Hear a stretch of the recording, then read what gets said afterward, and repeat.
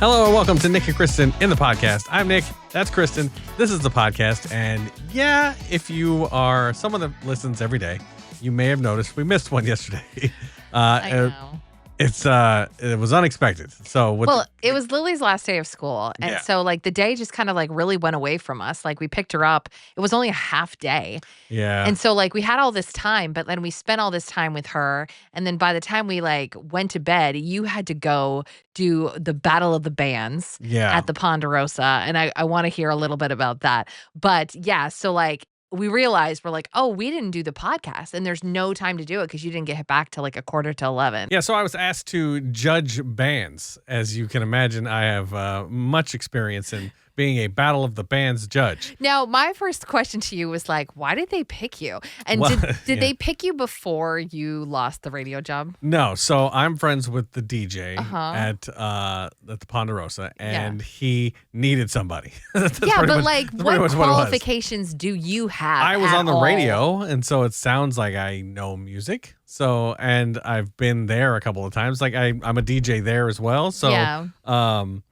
I was there with Jesse Lee, who's a local country artist, and then the sound engineer that works there and has worked with a lot of like big names. Sure, yeah. And so, I mean, it's fine. Yeah. But it's just you're very out of place because it's like, hey, this is a former radio guy. Hey, like, if you want to know if you're good enough to play on the radio, like fine. I would know. Yes. And so, but it was very awkward.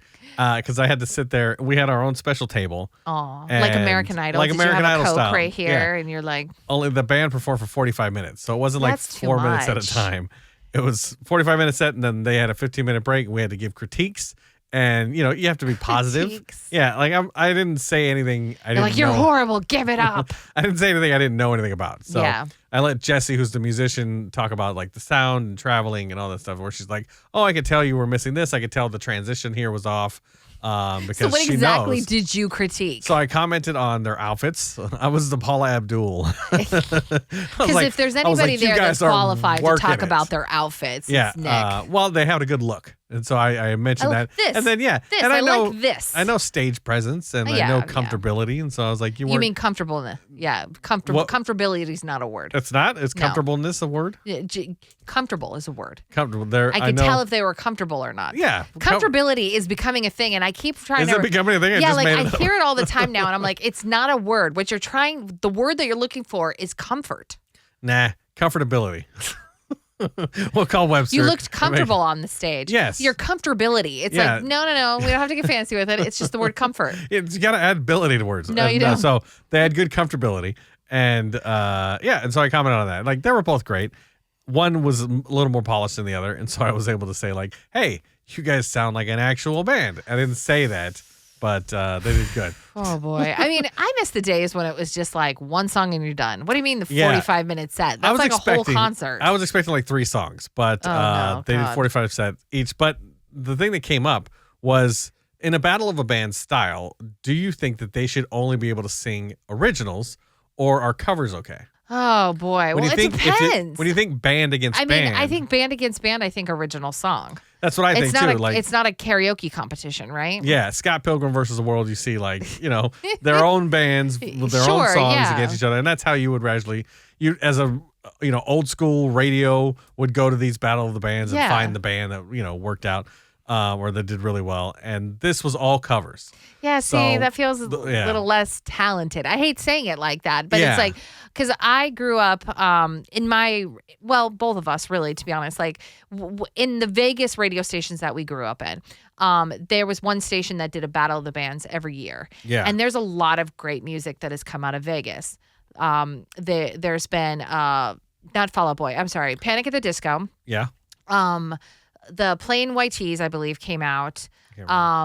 Also, the big one, the Killers. Yeah. Like all these people. The other big one's Imagine Dragons. Imagine Dragons, right. Yeah. And so they come out, and a lot of them won this radio station's Battle of the Band. Yeah. And it's like you go and you hear the song for the first time, and you're like, oh, that's a cool song. And then they win. Like, if not, it just becomes who does the better cover of Maroon 5 or something, Yeah. It's like, that's not real. I thought that was interesting that they went that like it was covers. But, a lot of the people that perform at the Ponderosa are a lot of cover bands. No, so it's true, though. Nobody will pay to see somebody that they don't know out here no, for I some get reason. that. But yeah, like I mean, you grew up in LA. That was the main thing, right? There's all these special bands that came out. Oh yeah, I'm sure you never heard of have to have Sublime original or music, like yeah. So, but there was one of the bands did play a couple original songs that were decent.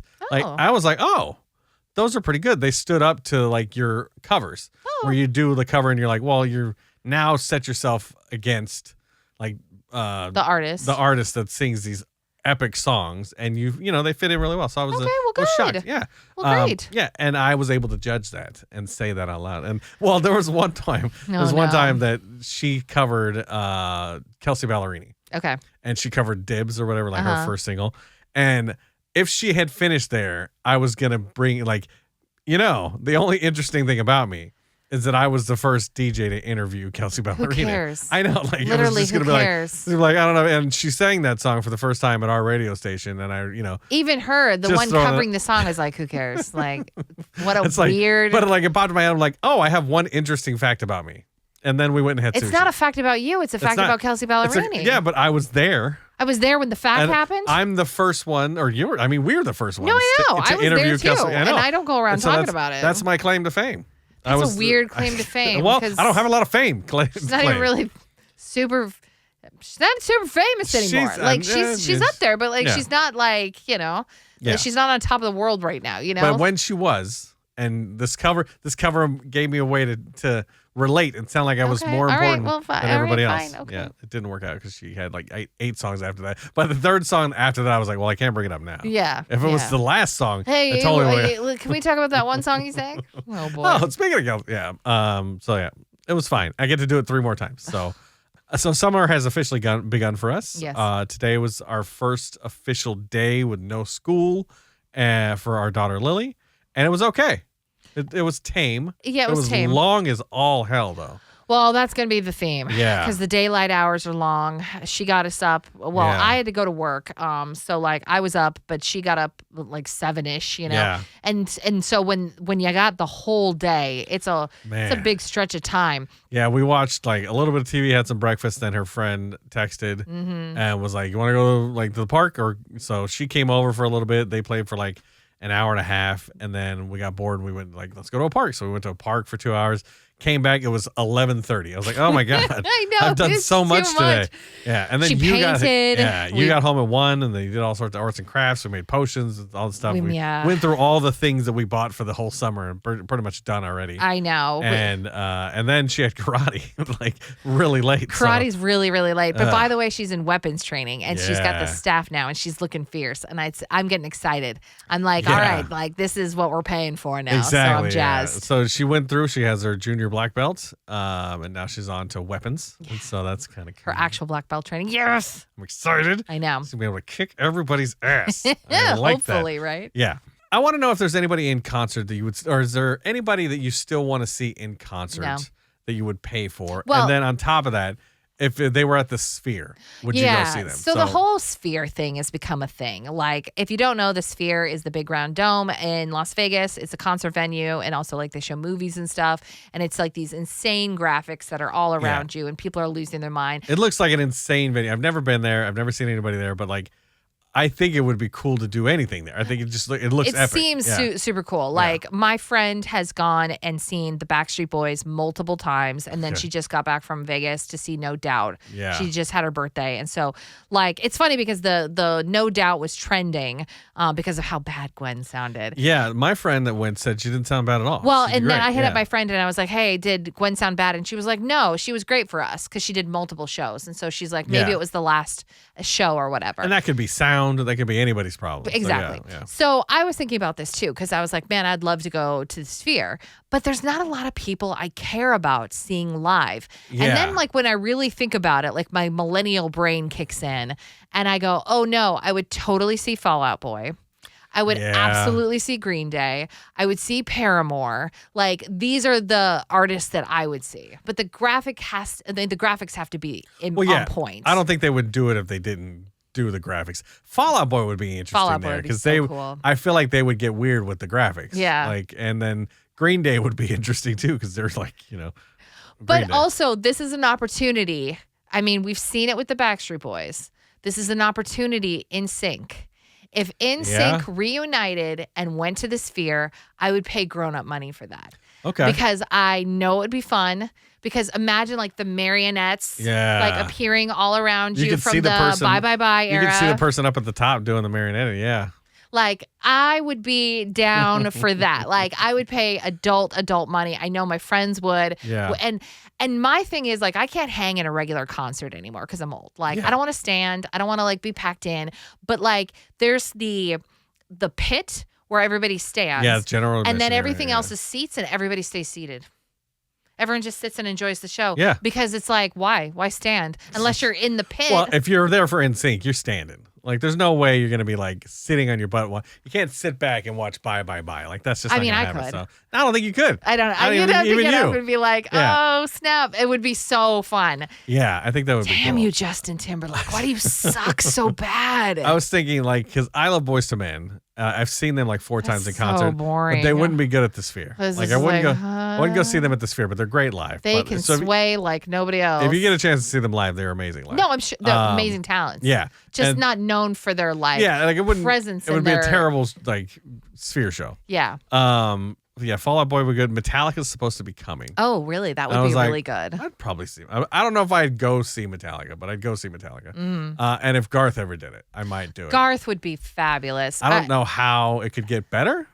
But, yeah, that's a tough one, man. Yeah.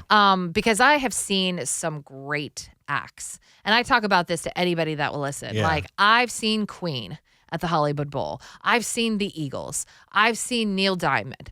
I've seen Elton John and Billy Joel together. I've seen Elton John in tiny theaters. Yeah, I have seen Paramore when they were nobody, and I've seen No Doubt, and I've seen all the people that are amazing and fabulous, and nobody compares to a Garth Brooks concert. It's insane. None. The audience and him, like, just feed off each other. I don't know what it is. He's just got all the energy in the world. And he literally puts everything out there every show. It's an so experience crazy. like nothing you've ever seen. There's no fancy like pyro. Yeah. There's nothing like crazy about it. It's just like it kicks butt from like second one to the last second. Yeah. Like there's no downtime. You didn't even know any of Garth's songs when you went to the show. I didn't really know a lot about Garth because we were working in Sacramento at the time, and like we were new to country, and just because we worked in country didn't mean I was a huge fan. I grew up with Garth, so I loved Garth. I didn't really. I mean, I knew who he was obviously, but like I was working in the country format for the first time, so I didn't really know. We didn't play throwback. Yeah. So it's not like I was introduced to like I know Friends in Low Places. Yeah. But like okay, who doesn't? You know.